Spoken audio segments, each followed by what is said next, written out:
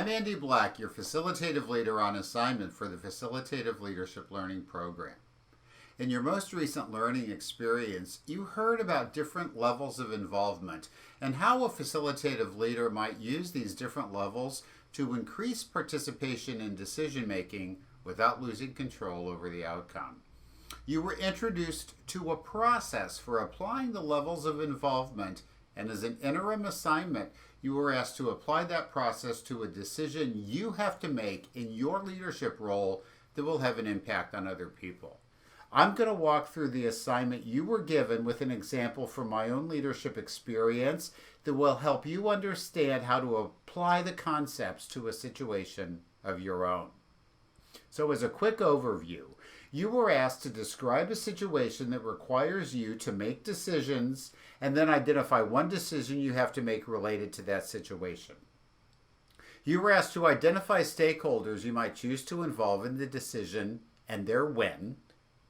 You were asked to consider factors that might influence you to choose one of the different levels of involvement. And then finally, you were asked to select a level of involvement and discuss your rationale for your choice.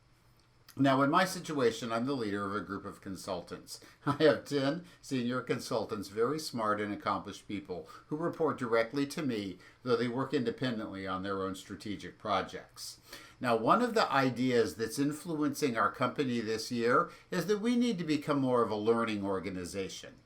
As a consulting firm, we need to constantly upgrade our skills and abilities.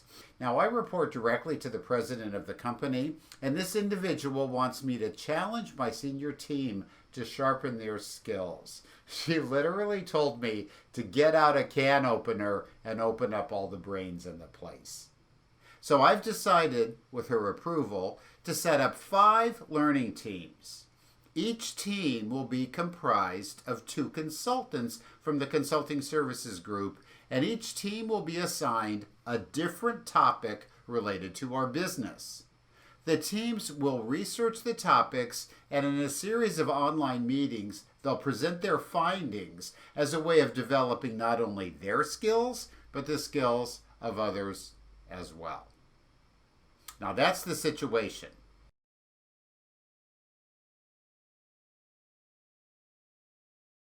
The decision I'll use as my example here with you, what should the 5 topics be that the consultants will research and report on? So, who are the stakeholders? I'll keep it to 3.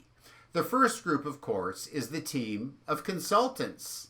Now, a win for this group is that the topics we select are ones that they consider worthwhile. A second key stakeholder is my boss, the president. She's agreed to this idea, and if she has a topic she thinks is important, it'll need to be on the list. The win for her is knowing that her strategic ideas are being implemented. Now, a third group of stakeholders is our sales team. They interact with our clients every day, so they have information about what topics are important to our customers. The win for the sales team in this decision is that our consulting team is learning about things that will make the consultants more valuable to the customers.